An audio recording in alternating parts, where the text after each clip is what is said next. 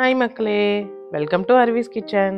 இன்னைக்கு நம்ம என்ன பார்க்க போறோம்னா, ஆட்டோட ஈரல் வச்சு ஒரு சூப்பரான ஃப்ரை தான் பண்ண போகிறோம்.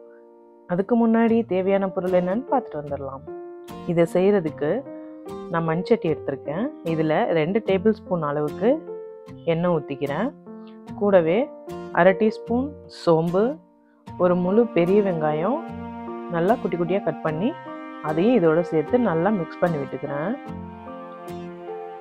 வெங்காயம் நல்லா வதங்கினதுக்கப்புறமா 3 பச்சை மிளகாய் நல்லா கீரை கட் பண்ணி போட்டிருக்கேன்.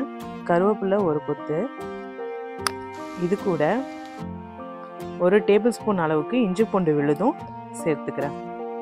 இஞ்சி பூண்டு விழுதோட பச்சை ஸ்மெல் போனதுக்கப்புறம் ஒரு மீடியம் சைஸ் தக்காளியை கட் பண்ணி இதில் சேர்த்துக்கிறேன். இதெல்லாம் நல்லா வதங்கினதுக்கப்புறமா நம்ம கட் பண்ணி வச்சிருக்க ஆட்டு ஈரலை இதில் சேர்த்துக்கலாம். இதை நல்லா மிக்ஸ் பண்ணி விட்டுட்டு மிக்ஸ் ஆனதுக்கப்புறமா மசாலா ஆட் பண்ணிக்கலாம்.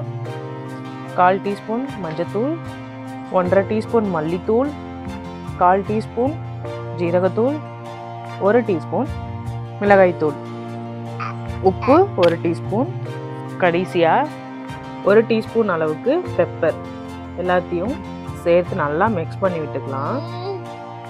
இதுக்கு தண்ணி ஊற்றணும்னு அவசியம் கிடையாது, ஏன்னா ஈரலே தண்ணி விடும், அதனால தண்ணி தேவையில்லை. இப்போது மூடி போட்டு 20 நிமிஷத்துக்கு வேக விட்டு எடுத்துக்கலாம். இடையில லைட்டாக மிக்ஸ் பண்ணி விடலாம், அப்போ தான் அடி பிடிக்காமல் இருக்கும். இப்போது ஓப்பன் பண்ணிவிட்டு லைட்டாக மிக்ஸ் பண்ணிடலாம்.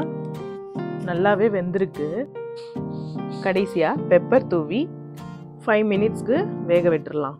இதை நீங்கள் சப்பாத்தி, ரச சாதம், சாம்பார் சாதம், சிக்கன் குழம்பு இதுக்கெல்லாம் கூட வச்சு சாப்பிட்டிங்கன்னா அல்டிமேட்டான டேஸ்ட்டில் இருக்கும். கடைசியாக கொத்தமல்லி தூவி சர்வ் பண்ணிக்கலாம். இந்த வீடியோ உங்களுக்கு பிடிச்சிருந்துச்சுன்னா லைக் பண்ணுங்கள், கமெண்ட் பண்ணுங்கள், ஷேர் பண்ணுங்கள். மறக்காமல் சப்ஸ்கிரைப் பண்ணுங்கள். தேங்க்யூ.